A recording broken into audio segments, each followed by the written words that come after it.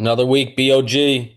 Last week of the regular season for the PGA Tour. I Yeah. mean, it ends too quick now. I mean, it's end of July. Got a couple playoff events.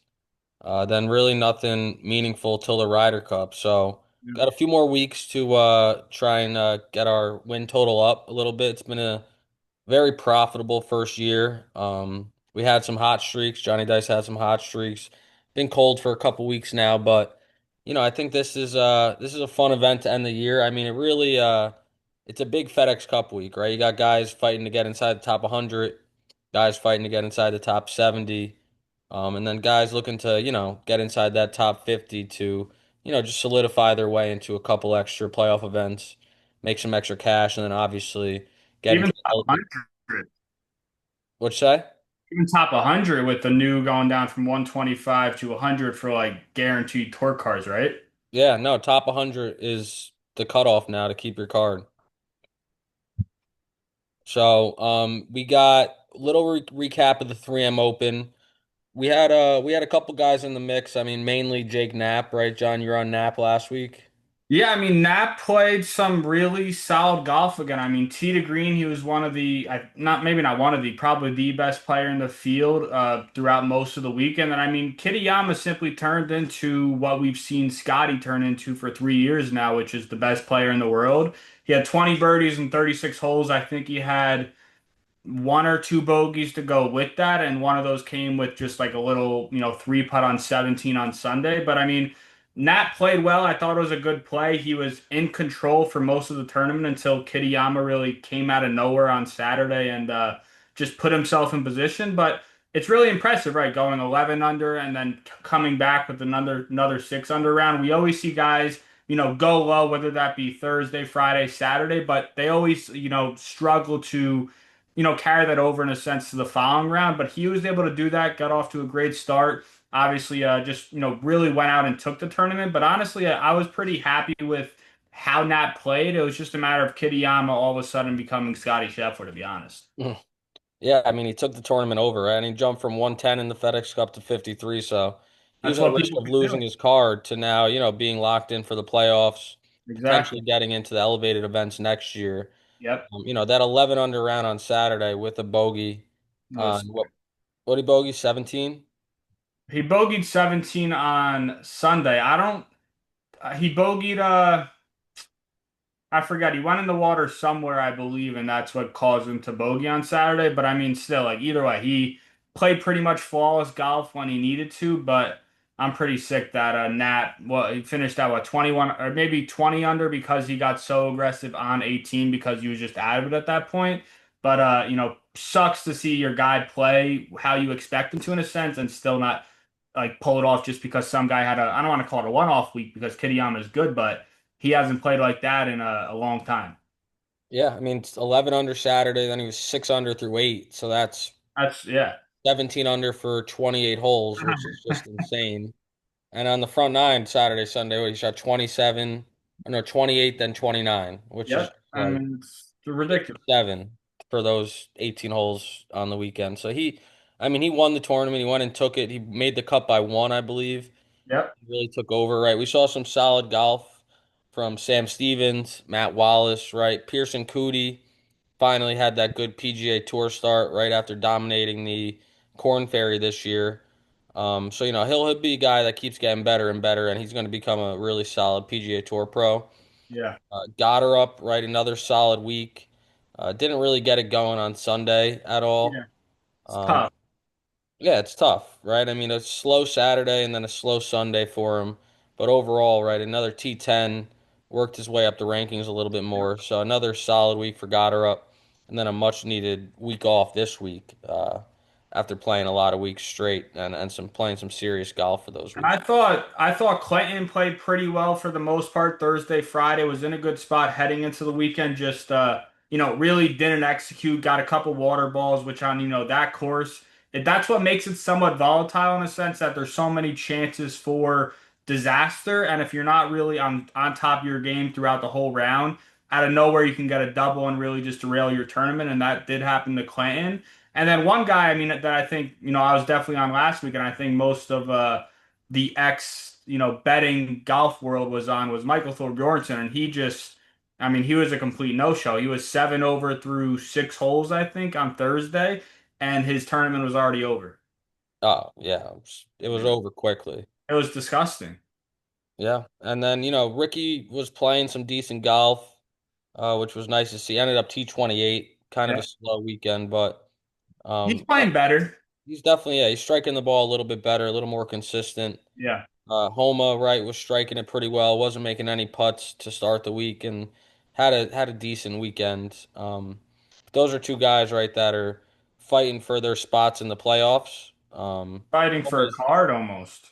Yeah, I mean they're always going to get sponsors exemptions, right, and be a part of the tour. Those Yeah, those two guys.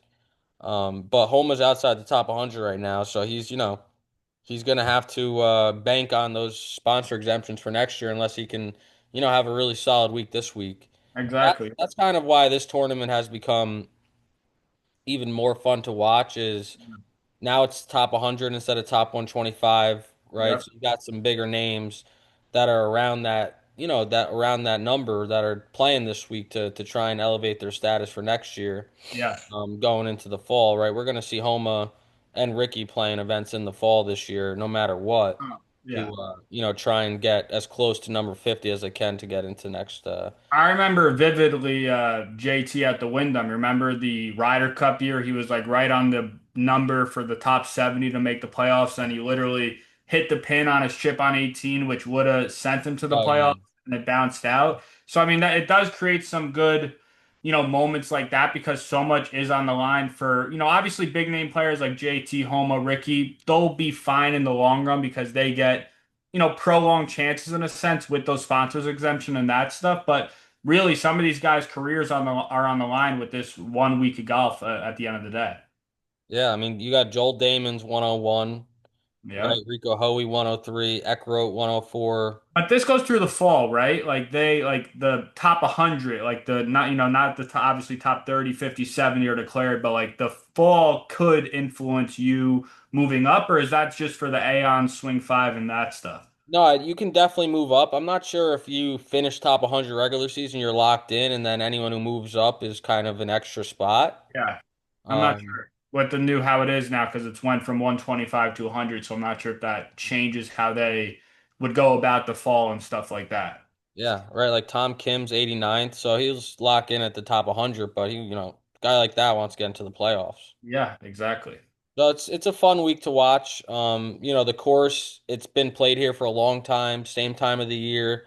So there's a lot of data, right, that you can really look into and get some decent numbers on and get a good feel for who's played well here in the past.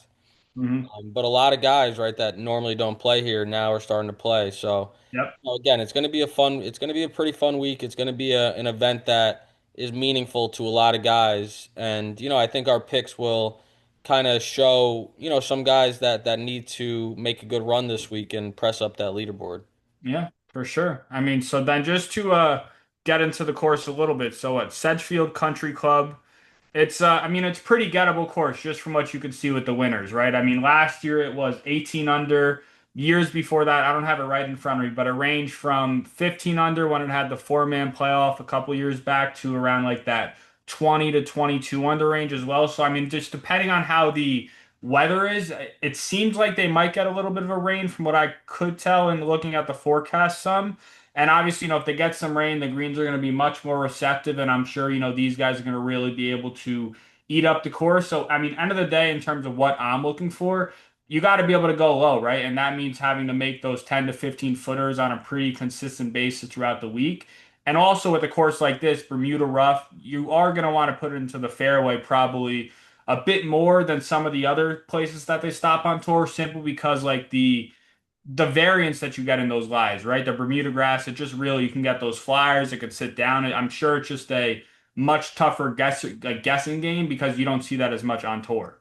Yeah, no, the Bermuda really is it's all guessing. Yeah. That ball sits down at the bottom of the rough. Most of the time it's coming out pretty hot and knuckly. Hmm. But yeah, Thursday looks like there's some rain in the forecast. Hotter on Thursday. Then Friday, Saturday, Sundays, mid 70s, maybe low 80s. Some wins. Yeah, but a little bit more windy, right? We got about 10 miles an hour sustained throughout the day on Friday, gusts up to 21 in the morning. So in it looks like the AM PM should have a little bit of an advantage Yeah. to start the week. Saturday, pretty much 8 to 10 miles an hour sustained, but gusts again up to 20. So you Sure, get, that would feel good though with that heat too. Like, almost help them get through the round physically. Obviously, maybe 8 to 10, it's gonna still affect some things, but with that heat, I'm sure that would honestly feel good for most of those guys. yeah, no, for sure. And then Sunday, same thing, 8 to 12 sustained, gusts up to 25 in the morning, All starting to right. slow down throughout the afternoon. So you could see some, maybe that 15 to 18 under range, I would say. I don't know if anyone will get to 20. Yeah. But you wouldn't be surprised if someone gets hot, has that 8, 9 under round to start and Yep. puts them halfway there, to start the week.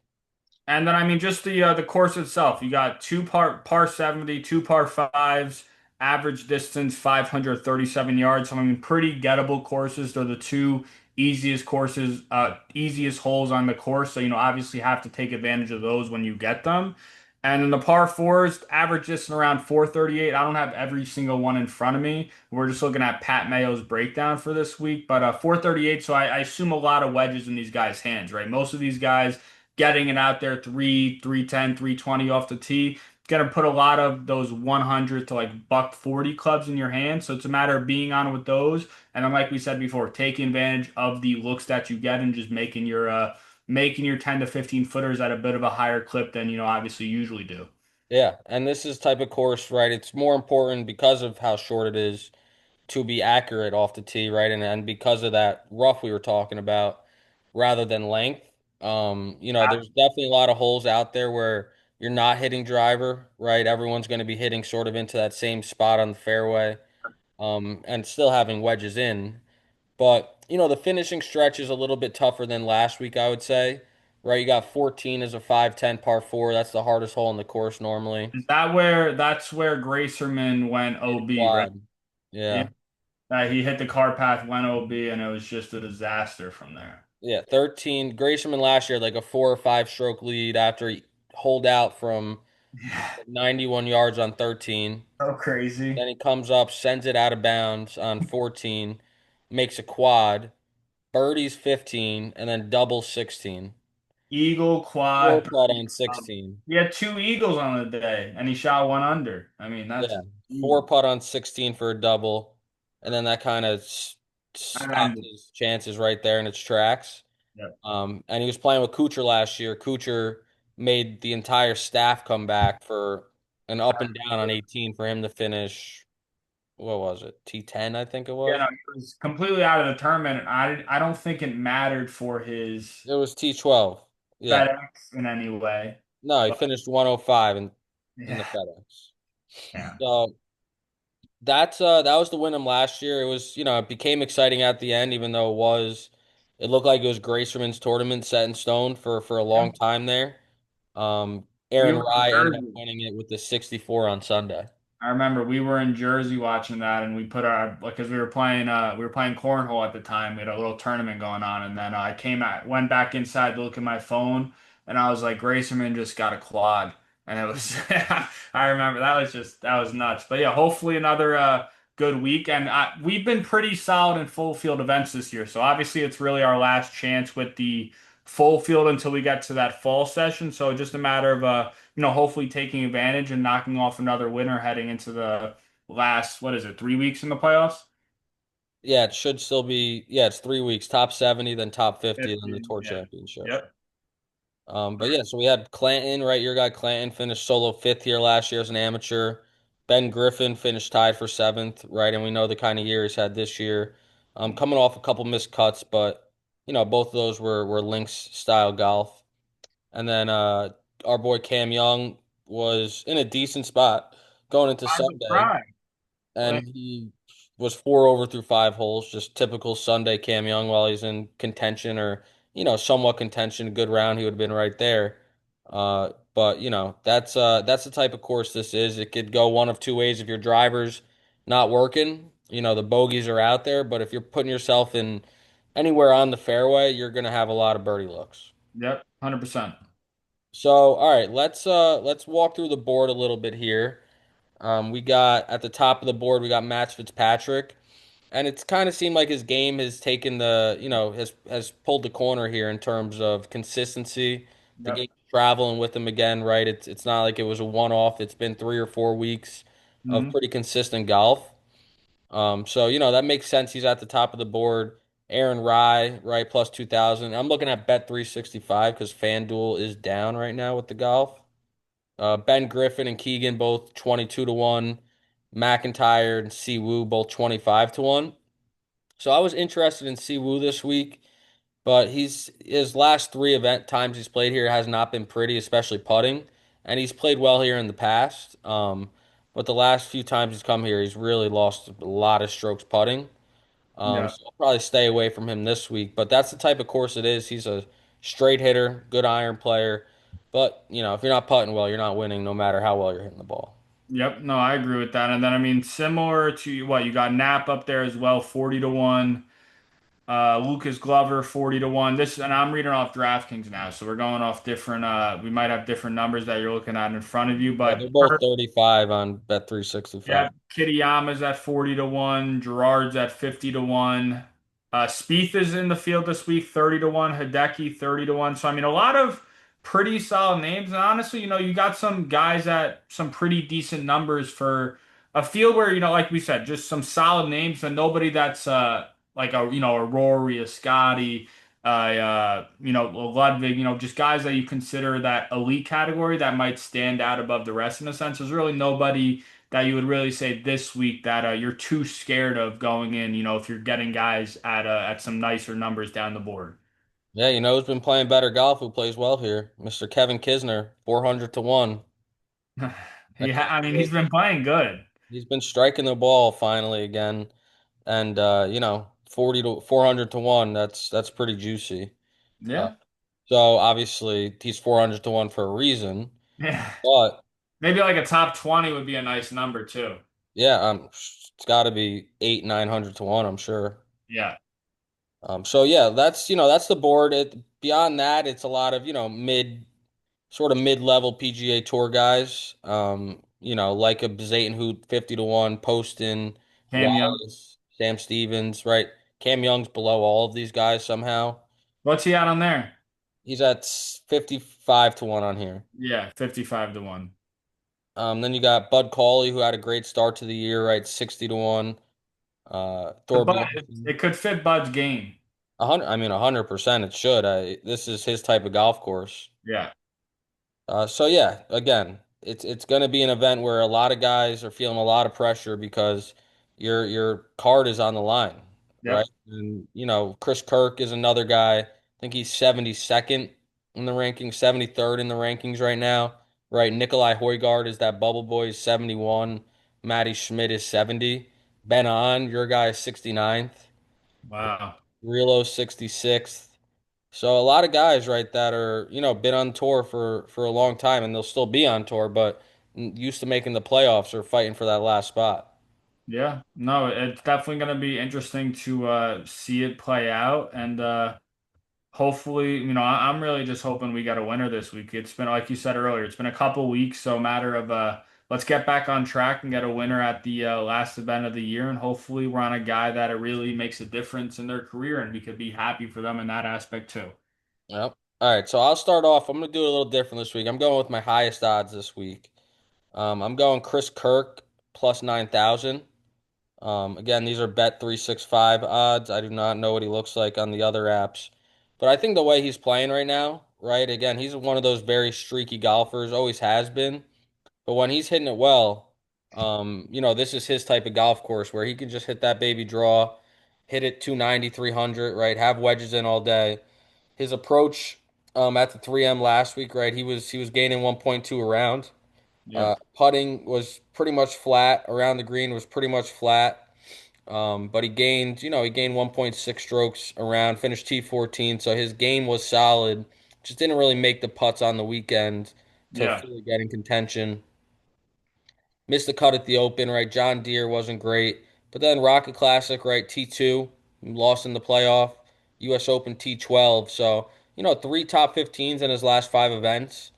His ball striking has come back to him. Yeah. And I think this is a golf course that can really fit his game. I don't think he's played much here in the past because he's not a guy that normally is on the bubble like this, but he's got to play this year to get himself into the playoffs, and I think he'll do just that. So I could see him getting in contention, and that number 90 to 1 in a field like this when he's starting to play good golf, I think that's a misprice. Yeah, and DraftKings is 100 to 1, so even a little bit better if you. And I'm sure FanDuel is usually a little bit higher than DraftKings for the most part, so he's either probably 100 to 1 or 110 to 1, and obviously some really solid odds for a guy that was just in a playoff to win the Rocket Classic. And like you were sort of alluding to, I think this is a Chris Kirk type of course where you don't got to be long, you just got to be accurate, and then let your wedges and putter do a little bit work from there. And I think that's his game. So I definitely like that as well at 100 to 1. Yeah, so that's my first play, Chris Kirk, 100 to 1. All right. So then I got I'll start off with one of my higher odds guys as well. So I got Jackson Coiven this week at 75 to 1. I've been on Coiven a couple times now, and he's only played a couple events, so I definitely liked the kid a good amount in his game. From tracking him, he seems like an elite putter at a really young age. Like he makes those 7 to 15 footers at a pretty decent clip, and he seems very confident standing over them. And like we said, that's going to be a pretty big thing this week, taking advantage of your looks when you have them. And I think he does that at a pretty high level. And he's also a pretty elite driver of the golf ball. He's long and straight off the tee, and he might not have to take driver too much and utilize that distance, but it's just a matter of, like we said, being accurate, and then from there, irons being in an okay spot, because I think he really is a very good putter and is able to take advantage of those looks. So 75 to 1, his 2 times playing this year, he's been in contention pretty much, not full throttle contention, but I'd say like up there with if he made a couple more putts, he was going to really be at the top of the leaderboard at the end of the day. But either way, 75 to 1 this week, his how he's been playing the few times he did. I love that number, and I think he has the mental ability to win at his young age. Yeah, I mean, honestly, I've that's a guy I've not tracked much at. I've seen he definitely is explosive, right? He can go low. Yeah. He's played well in a bunch of events so far this year. So Koiven has been on tour all year? Or is he one of the college guys? No, no, he's already has the points if he wanted He's to, an but amateur? he's still at Auburn. He already has the points. He's just Okay, soft. that's what I He thought. Yeah. just finished his sophomore year, but he basically is just saying like, I don't want to do it yet. I'm going to take another year, take my time, because he could accept it whenever he wants. So I mean, he matched Clayton with the points. It just he can basically do it whenever he wants. Yeah, I mean that would be crazy if he won still in college, which that would be awesome. And he's a young, he's like 19, and I honestly like he's very impressive. If you track him a little bit and watch his game, he's a grinder out there. When things aren't going right, he had to make a putt at the ISCO to just make the cut, and then he made a little bit of a run on the weekend, and he sort of has that it factor, it seems like to me. Yeah, no, 100%. I mean, he's clearly a stud. Is he what, number one amateur rankings? Yeah. Yeah, that's pretty cool. All right, so my second pick, I'm going 60 to 1, Emiliano Grillo. I was on him last week. I really liked the way his game was going. He missed a couple short birdie putts the first few days. Yeah. Um, and then on Saturday, he's in a good spot. He's at 10 under. He slow start. He was one or two under through seven holes, and then he made bogey, double, eight, and nine, and that kind of slowed down or completely ended his chances of actually winning the event. But overall, right, he was solid tee to green. He gained a full stroke a day approach, a little positive off the tee, which is solid for him because he is short, so he was driving it pretty well overall. His putting was actually better than I thought it would be. He was gaining 7/10 of a stroke per round. Around the greens was not good. So going to a different grass, maybe he's a little more comfortable on Bermuda. He's playing really solid golf right now. Yeah. Came second at the John Deere right last month, Playoff. T20 last week. Yeah, playoff. That's correct. Did not play well at the Barracuda or the ISCO, the alternate field events. He's one of those guys. Everyone loves him out there. It seems like he loses a little interest if he's not really playing great golf and fully in contention. Yeah. Um, But I got him again this week just because I really feel like he's close to breaking through again. If he has a hot putting week, I think this course really suits him well. Just hit that driver, hit it out there to 290, 300 again, similar to Kirk. Give yourself a lot of good wedge opportunities, and he's a pretty lethal wedge player. So I like Grillo plus 6,000. Yeah, I mean, I like that. I think it just a matter if he makes his putts, then he'll probably be up there because his ball striking has been in a good spot. It seems like since the Rocket for the most part. And what's his number? I got 60 to 1 here. Let me see. So on DraftKings, he is 70 to 1. So it seems like, usually a little bit higher on DK. So 70 to 1 for Emiliano Grillo on DraftKings. Yeah, it's all different. Like I saw Everywhere. you said Spieth and Matsuyama are 30 to 1 on there. They're Yeah. 33 on Bet365. Yeah, some guys are bet like we saw last week with Clinton. I mean, he was 50 to 1 on DraftKings and FanDuel or around there, and then he was 90 to 1 on 365. So it really does vary. And honestly, quick segment. That's why it matters shopping your lines a little bit and making sure you're getting the best value you can before you place a bet pre-week. Yeah, I mean, unless one of them want to sponsor us, then we won't talk about any other lines. All right, so we're all right. So your guy's second guy, Grillo. My second guy, I'll give out. I'm gonna go with Bud Cauley at 70 to 1. And I just think, Cauley, it's he's had a very good start to the year, right? He played great at the Players, played pretty well in the Florida swing, played some really solid golf for most of the start of the year. And it hasn't been as smooth as of since. I know he didn't play too well at the Scottish or at the Open. I'm not putting too much stock into that simply because, that's a different style of golf. I'm sort of going to try and push it towards just maybe he's not the most comfortable on links golf at this point. And I just simply think, like I was saying before, it's a Bud Cauley course. He's not too long off the tee, but he is very accurate. He's a very solid iron player, and he's also a pretty solid putter. When that putter gets going, he can make them in bunches. And I just think, it's a pretty big week for him as well. What's he at in the FedEx right now? Let's I think he see. should be inside the top. uh, Yeah, he's 51. So I mean, 51 in a good spot inside the top 70, but obviously he wants to improve that, try and get some more guarantee into that top 50 where he's in those elevated events. And Yeah, obviously the win would do that pretty seamlessly. And I just think it's a good match for him. If he can come out, execute some golf shots, I think he's going to be right up there come Sunday with a shot. yeah. Wait, I saw, and I love Cauley. I've always been a fan of Cauley. Obviously, right, he was hurt for a little while. He's Yeah. bounced back in a big way this year. So I could see him again. This is his type of golf course. He's not a long hitter. He's not short. Great iron player. Yep. Again, it's just going to come down to the putting, which it is for most of these guys. Always. I mean, if these guys are on with their irons, it's always going to be a putting contest at courses that are, it's not a gimme setup, but where it's just right in front of them and they got a lot of wedges in their hands, it's going to become a putting contest at a certain point. Yep. All right, perfect. So we got Cauley. You got Cauley. Who was your first pick? I got Jackson Coyven 75 to 1 and Bud Cauley 70 to 1. All right, my third pick. I'm going with Matt Wallace. So Matt Wallace, he's a guy I've been on in the past. He's had a great DP World Tour career. He's been on the PGA Tour for a couple years now. 81st in the world golf ranking, but 52nd with data golf, right? He's 92nd right now in the FedEx Cup. So he needs a really big week to get into the playoffs. Yeah.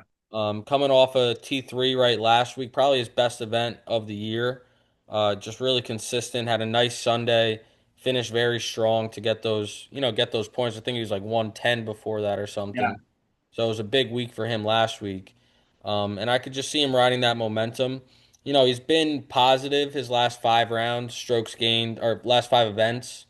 He's been in the green, right, which is a good sign. So he's got control over his golf ball right now.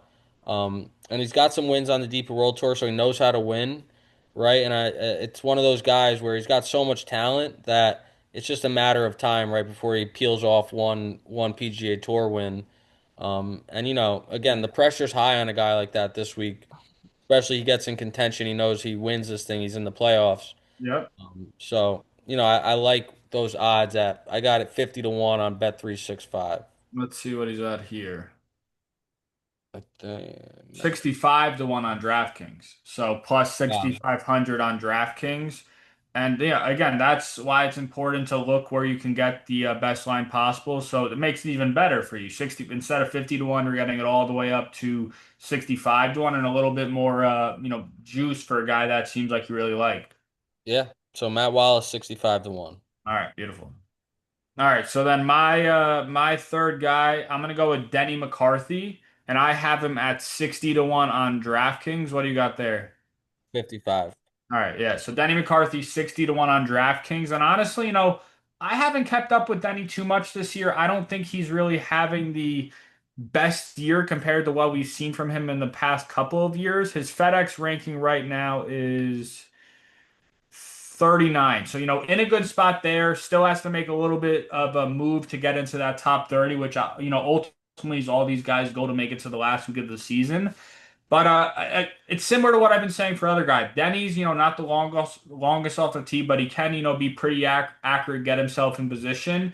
His wedges, they could be shaky from time to time, but if they are on, he, like we said for the other guys, he's going to give himself a lot of chances. And everybody knows Denny McCarthy as one of the best, if not the best putter on tour. So again, banking on the fact that if he can get his ball striking in a solid spot this week, he's going to have a lot of chances similar to the rest of the field. And, I'm going to bet on him to make a bit more than what the rest of the field is. So I like that number at 60 to 1 for Denny McCarthy this week to get his first win and really, elevate his career in a sense, get into that top 30, become a PGA Tour winner. And, he's one of those guys that, maybe can knock off a couple more heading into the next year if he knocks off that first one and, gets that mental block out of the way almost. Yeah, I mean his ball striking, he's gained on approach in like 8 of his last 10.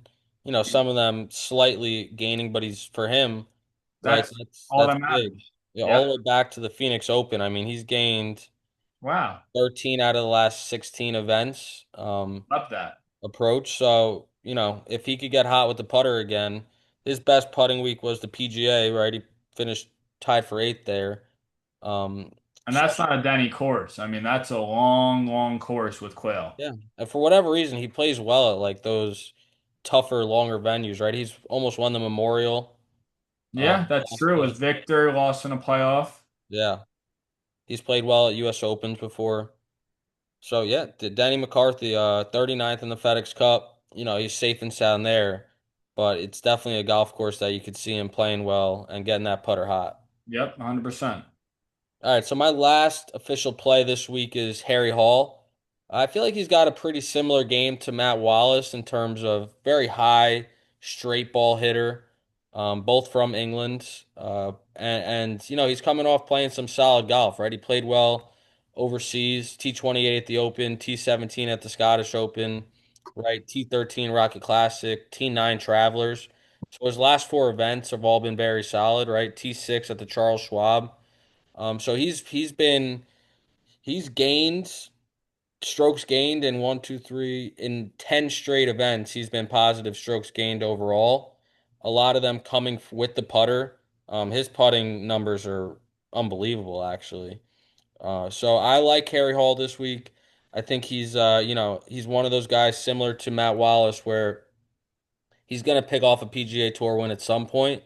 And why not be the last event of this year? He's only 28 years old, so he's still And pretty he's in young. Ryder Cup contention. I mean, he's got some important. He's on the. From what I've seen, a lot of people talk about. It seems like he's borderline. Those last couple captains picks for Europe. So he's got definitely a couple big weeks coming up starting here. And if he can knock off a win, I think that obviously really boosts his chances of making the Ryder Cup. But obviously, end all be all, making the playoffs, everything like that. Yeah, I mean he'll definitely need a win to make the Ryder Cup, you would think. Yeah, But yeah, I got Harry Hall. On Bet 365, he is 35 to 1. 40 to 1 here. So Harry Hall 40 to 1 for Bobby's last play. Yep, 40 to All 1. right. And then my might give out one more when we post them on X, but last guy I'll talk about for on here, it's our boy. It's Cameron Young at 55 to 1. And I mean there's no good reason for this. So I'm not going to really sell anybody on anything regarding numbers or anything like that. Other than he did shoot 62 here last year, so he can play well here. He went to Wake Forest. He knows North Carolina golf. I assume a decent amount should be comfortable on on the Bermuda surfaces that they're going to see this week. And I just think again, tracked. Obviously, I've tracked him for the last couple of years now, and I know his game. And I just think what I saw, that stretch of the RBC Canadian Open, the US Open, how he was just really grinding so hard there. It seemed like a different player mentally to me. And, I know the results haven't been the best since then, but I do think there's something in there that he found something those couple weeks. And I think we could see that again this week. And I really have a feeling that Cam's going to at least be up there Sunday. And, that's what you're trying to get. You want a shot with these guys come Sunday on the back nine. And I think Cam's going to have one. You always have that feeling. Yeah, man. Yeah. Some long shots I'm looking at, and maybe we'll post a couple of them. Right, Tristan Lawrence, 200 to 1. I like that. I like how Harry Higgs played last week. I was tracking him against Ricky, 250 to 1. Right. Again, Kisner 400 to 1. Yeah. There's some guys that are pretty far back that have not won a golf tournament in a while, but they're trending in the right direction, and you can get some pretty good odds on guys like that, right? Mark Hubbard, I think this would be a good course for Mark Hubbard, right? It seemed like he was striking the ball a little bit better last week. Um, so yeah, Bo Hostler played well here last year, 100 to 1. Yeah, anything else you wanted to chat about regarding the Wyndham? I saw this one thing actually, just a post on X regarding the sponsors exemptions given out this week. So Hayden Springer is number 119 in points, didn't get one. He's the fourth alternate. Number 120, Zach Johnson got an exemption instead. And then obviously Jackson Cloyven as well, an amateur, is getting one. So, I don't know everybody that got the sponsors exemptions, but it seems like, there's a couple guys that could really use the playing and they're going with obviously Zach, Zach Johnson. I'm sure he has relationships at this point where he's going to get some of these invitations at important events like this for some guys. And then Koidman, I personally think that you the tour should really be leaning into this younger generation and trying to strengthen those relationships by the time they're in school, not just waiting till they're a member on tour, because obviously, Liv's going to throw a lot of money at these young guys when they're coming out. So if you could get them comfortable with you before they even, take that step as an official member. I think that's really important. So I agree with the Koiven, but the other stuff, sucks for some of those guys. But that's just one thing that I commented on there that I thought was interesting. Yeah, no, that's definitely a good point. I agree with the Coiven. F. Zach Johnson. He has no business getting a sponsor's invite. Yeah, Being the Ryder Cup captain, as you said, it's all about relationships, right? These guys suck up to everybody. So, I'm not surprised to see him getting one, but exactly. I'm sure there's plenty of guys from that 110 to 130 range that, Yep. could really use one that aren't going to get any sponsors exemptions next year, right? Zach Johnson's not going to play the Corn Ferry Tour next year. Big week for Adam Scott too. Adam Scott, big week. Yeah, he's outside the top 70, right? So he's got I think he's been in the playoffs like 17 out of 18 years or something crazy. And he's playing good golf. I mean, last week he was hitting his driver unbelievable. Wasn't hitting his irons great, didn't make a lot of putts, grinded out to make the cut. Didn't have a good Sunday. But he's like a Justin Rose and they're I just love big events. yeah, right. The elevated events, but they're just the pros of pros. They're gonna grind it out. They're gonna hit every shot, fully focused, fully locked in. They're not gonna take one shot off. So I would definitely like to see Adam Scott, and he's played well here in the past, right? I mean, you had him here a couple years ago. Oh, Uh, oh, he missed five that man, trip. five man playoff. Everybody parred. This is when Kisner won. Everybody parred. Hard. And Adam Yeah. Scott had 4 feet for birdie, and he obviously misses it. He completely misses the hole, and that's sort of been the story of Adam Scott for, I don't know if I want to say his whole career, but he's obviously a generational ball striker. But just the putter's never been a real strength of his, and it's obviously cost him wins and sure all sort of bad moments throughout his career simply due to the fact that he couldn't put the ball in the hole at a high level. Yeah, I mean, he could have won a lot of majors if he was a good putter. Yep. And then so that's that. It'd be nice to see Hideki or Spieth, one of them, really get into contention this week. Get some momentum going into the playoffs, right? Spieth, if he pulls out a win, he'll probably sneak his way onto the Ryder Cup team. He's playing good. Like Spieth has been playing Solid. He's just not solid. scoring the I best think he he's can. playing better than Cantley. I take him over Cantley. I take him over Colin Yeah, I mean, right now. yeah, and the crowds will definitely back him up more than Uh, those two guys. More than I mean a million times more. And like if he just has a if he could is he in the playoffs right now? Yeah, So yeah, if he has a good couple weeks and makes it all the way to Atlanta and it could really show that his game is sharp. I think even if he doesn't win, obviously it matters that he's Jordan Spieth, right? Has had success in the past, is a good partner with JT, and if he could just show some form, maybe have a couple top tens, top five finishes, and really flash that, I definitely think that will probably end up seeing him if again Morikawa, Cantley, and a lot of these other guys continue to struggle like they have. I know. Unfortunately, they're going to take Morikawa. He's top 10 in the world still, you know. He hasn't got any like he's No. from like third in the points to seventh and within like 3 months. I mean, He's the last guy I would want to have a putt to win the Ryder Cup. there's 0% chance it's going in. So, all right, that is the Wyndham. We're going to end the year off strong. Next week, we'll be back to start the playoffs. We'll talk a little Ryder Cup, and just keep the ball rolling from here, right? I mean, even though the season is shorter, it goes right into fall, so golf really Yeah. doesn't stop Those until, are good events. Like we get some that you can get some just guys you have no idea about winning those, changing their life, and hopefully full field events that success carries over to that time because there's definitely a lot of good opportunity there. yep. All right, good stuff. We will see everybody later.